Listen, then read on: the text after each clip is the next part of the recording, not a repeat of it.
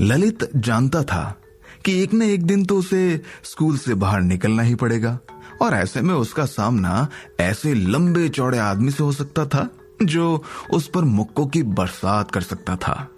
इसके बाद ललित के पास बस एक ही ऑप्शन बचता था कि वो किसी हॉस्पिटल में पहले से ही खिड़की के पास वाला बिस्तर बुक कर ले। इसीलिए फिलहाल ललित के पास और कोई चारा नहीं बचा था, तो वो हॉस्टल की छत की तरफ राज और नवीन के साथ अजीब सी स्माइल करते हुए बढ़ने लगा। ललित के पीछे उसके कई साथी खड़े होकर ये सब तमाशा देख रहे थे। नवीन के लंबे चौड़े शरीर को देखकर उसके किसी भी साथी ने ललित के बारे में कोई भी सवाल पूछने की हिम्मत भी नहीं की। वो ललित की मदद तो करना चाहते थे, लेकिन उनके अंदर इतनी हिम्मत नहीं थी कि वो नवीन को रोक पाए। राज के हॉस्टल की छत की तरह ही ललित के हॉस्टल की छत पर भी ताला लगा था, और राज के पास इसकी चाबी नहीं थी। लेकिन राज के लिए ये कोई बड़ी दिक्कत की बात नहीं थी, क्योंकि ये उसका हॉस्टल नहीं था। नवीन और ललित के देखते ही देखते राज ने छत का दरवाजा पकड़ा और ताले को खींचकर उसे तोड़ दिया। ये राज के लिए एक पत्ते तोड़ने की तरह ही था। ये सिर्फ राज की बड़ी हुई ताकत के कारण नहीं था, बल्कि उसके पास इस तरीके की काफी तकनीक थी जिससे ताला तोड़ा जा सकता था। लेकिन राज को इस तरह ताला तोड़ता हुआ देखकर ललित के अंदर थरथराहट उठ गई। अब तुम मुझे बताओगे कि मेरे बारे में पूछताछ कौन कर रहा था, या मेरे पास बात करने के और भी तरीके हैं?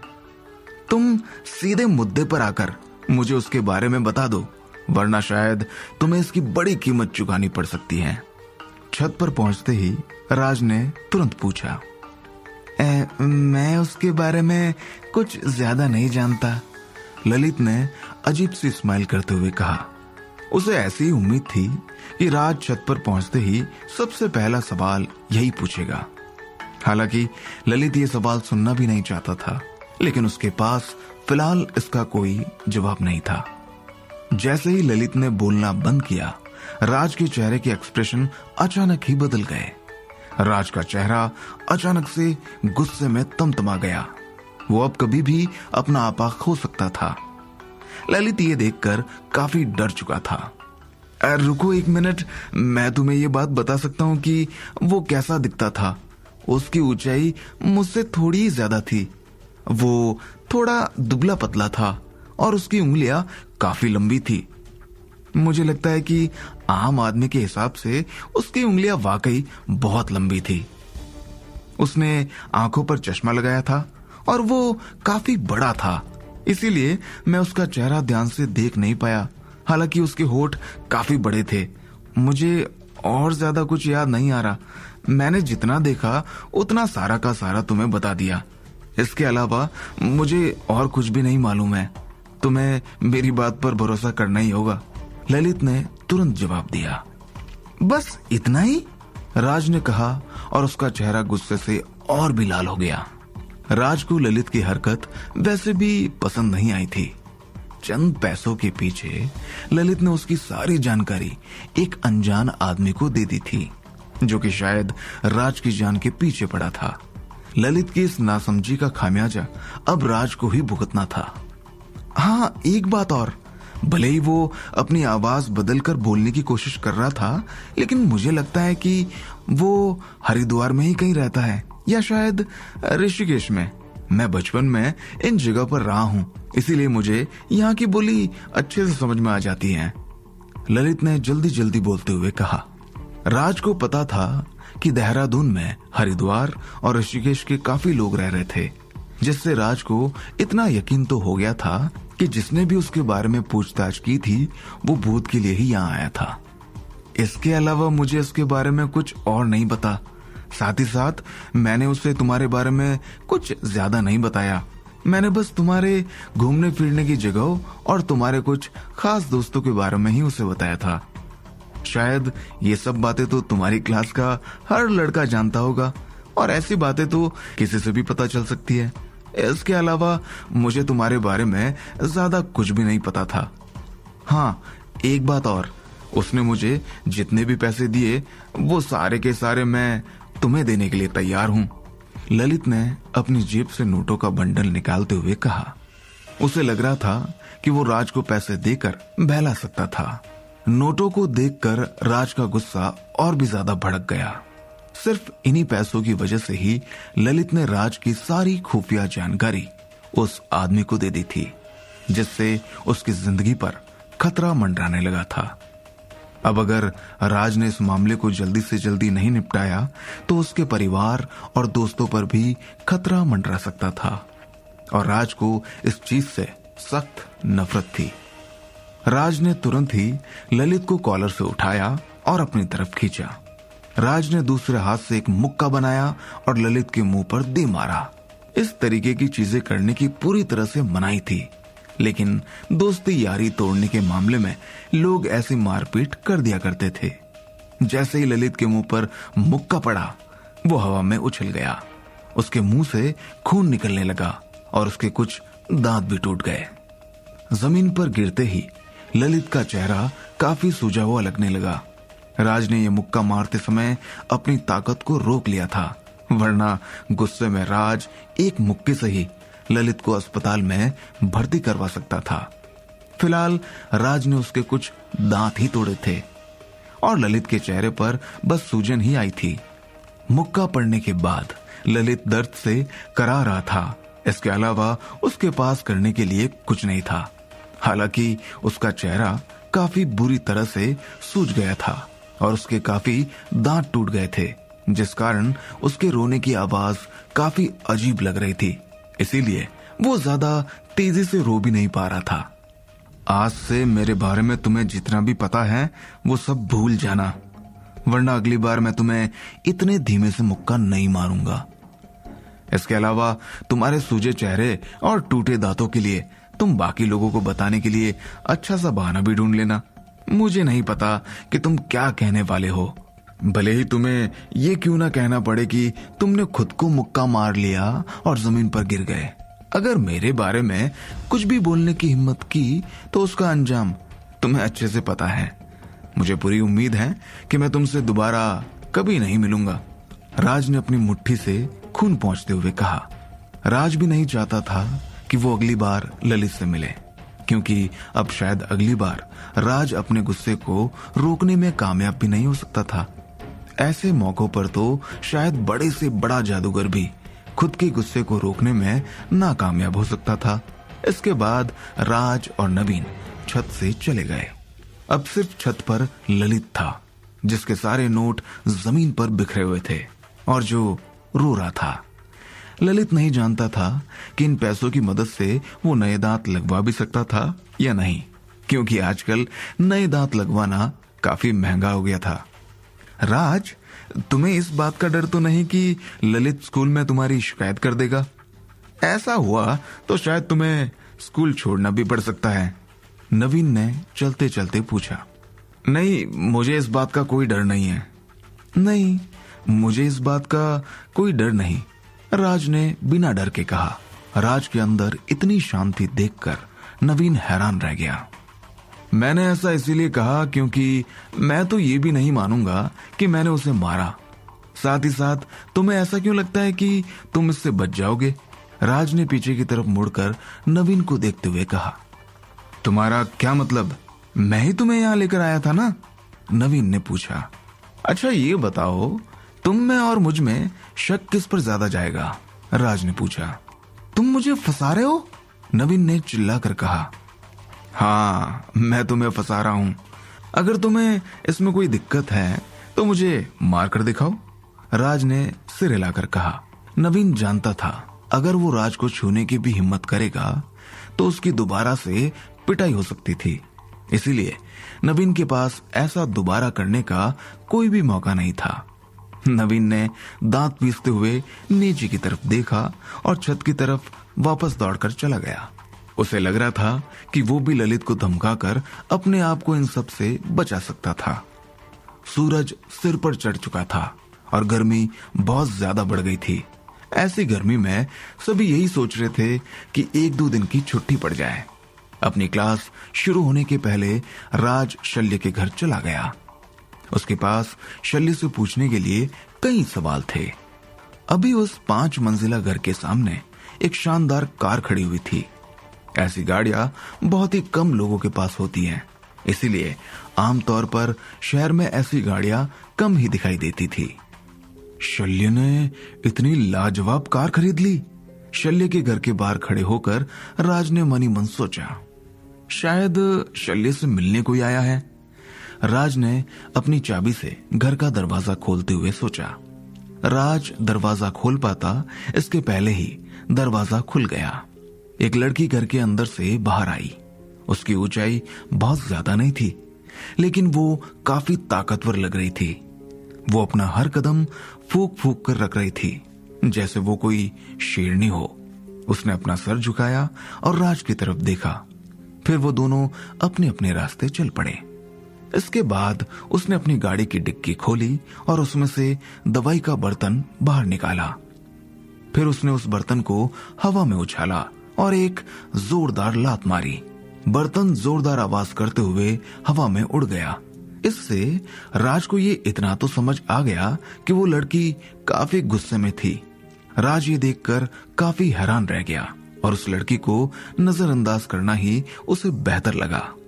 जब राज शल्य के घर में घुसने ही वाला था, तभी उसे अपने पीछे से अजीब सी आवाज सुनाई दी। राज ने पीछे मुड़कर देखा तो जिस बर्तन को उस लड़की ने लात मारी थी वो फूलने लगा और कार के साइज का हो गया। राज समझ नहीं पाया कि सिर्फ एक लात से उस बर्तन का आकार इतना बड़ा कैसे हो गया था। उसे लग रहा था कि शायद ये भी कोई जादू था, क्योंकि जादूगरों की दुनिया में बहुत ही अजीबोगरीब जादू हुआ करते थे और जादू में ऐसी सब चीजें होना बहुत ही आम बात थी। क्या राज शल्य को सारी सच्चाई बता पाएगा? क्या सच्चाई जानकर शल्य राज की कोई मदद कर पाएगा?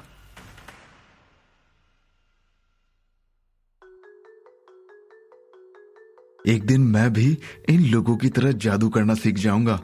मैं भी ऐसी सारी जादुई तरकीबें सीखकर एक दिन जादुई दुनिया का सबसे महान जादूगर कहलाने लगूंगा। वैसे भी मैंने खुद से जादू सीखना चुना है, तो मैं अलग अलग जादुओं में महारत भी हासिल कर सकता हूँ। राज ने मन ही मन सोचा। इस समय उस लड़की ने अपने हाथ फैलाए और बर्तन को एक तरफ से उठा लिया। थोड़ी दूर चलने के बाद उसने बर्तन को नीचे रख दिया और राज की तरफ देखने लगी। क्या तुम राज हो? क्या तुम इसे उठाने में मेरी मदद कर सकते हो? एक लड़की की मदद करना तो तुम्हारा कर्तव्य होना चाहिए, है ना?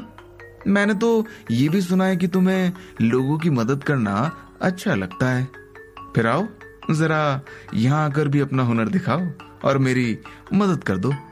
उसने अपनी भौहें ऊपर करते हुए कहा। तुम मुझे जानती हो? राज ने हैरान होकर कहा और उसकी मदद करने के लिए आगे बढ़ गया। उस बर्तन का वजन ज्यादा नहीं था, उसका बस आकार ही बढ़ गया था। भले ही एक आदमी को उठाने के लिए ये काफी बड़ा था, लेकिन 2 आदमी इसे बड़ी आसानी से उठा सकते थे। राज ने आमतौर पर इतने बड़े बर्तन नहीं देखे थे। ऐसे बर्तन को लेकर ये लड़की क्यों घूम रही थी, ये सवाल अभी भी राज के लिए किसी पहेली से बढ़कर था। लेकिन फिलहाल वो बस उस लड़की की मदद कर सकता था। उससे सवाल जवाब करना अभी के लिए राज को ठीक नहीं लगा। ऐसे फालतू सवाल मत पूछो। तुम मेरी और शल्य की केमिस्ट्री के बारे में तो समझ ही गए होंगे, तो तुम्हें इतना तो मालूम होना चाहिए कि शल्य से मैंने तुम्हारे बारे में भी काफी सुना है। इसका साफ साफ मतलब है कि तुम्हारे बारे में जितना शल्य जानता है, अब उतना मैं भी जानती हूँ।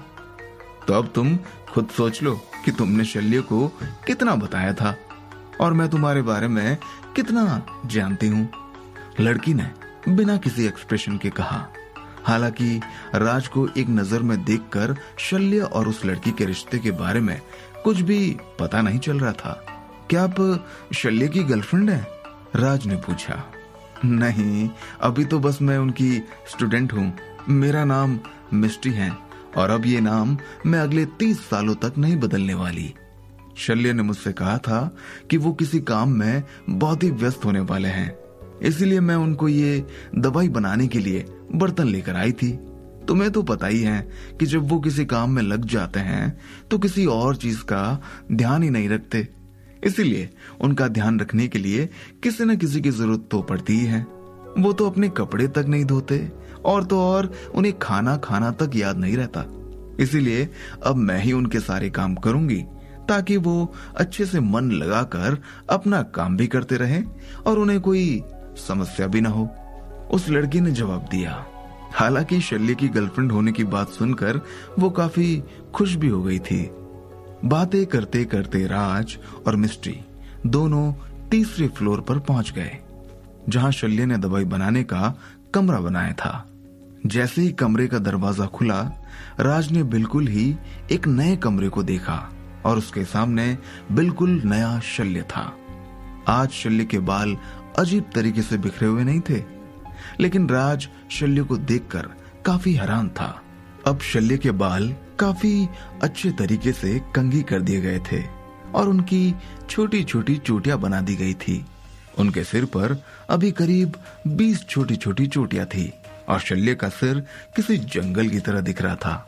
उनमें से कुछ चोटियों पर छोटे छोटे बीड्स भी लगे थे। हालांकि राज को शल्य की ये हेयर स्टाइल पहले से भी ज्यादा खराब लग रही थी। भले ही शल्य की आंखों के नीचे अभी काले निशान थे, पर उन्हें मेकअप से ढक दिया गया था। राज ने देखा कि जब जब शल्य अपनी पलकें झुका रहा था, उसकी आंखें अलग तरीके से चमक रही थी। इसका मतलब साफ था कि शल्य की आंखों पर आई शेडो लगा हुआ था। शल्य को देखकर राज को अपने पेट में अजीब सी गुदगुदी महसूस हुई और उसका जी मचलाने लगा। उसकी नजरों में शल्य पहले से भी बेकार दिख रहा था और वो पहले वाले शल्य को ही देखना ज्यादा पसंद करता। मिस्ट्री ने शल्य को और भी ज्यादा गंदा दिखने वाला बना दिया था। क्या मिस्ट्री को ये डर था कि कोई और लड़की शल्य को पसंद कर लेगी? राज ने मन ही मन सोचा। हालांकि फिलहाल शल्य की जैसी हालत थी और इसके पहले भी शल्य की जैसी हालत थी, वैसे में कोई बेवकूफ लड़की ही शल्य के प्यार में पागल हो सकती थी। अरे राज, तुम आ गए। तुम बिल्कुल सही समय पर आए हो। राज को देखते ही शल्य ने स्माइल करते हुए कहा। ऐसा क्यों सीनियर?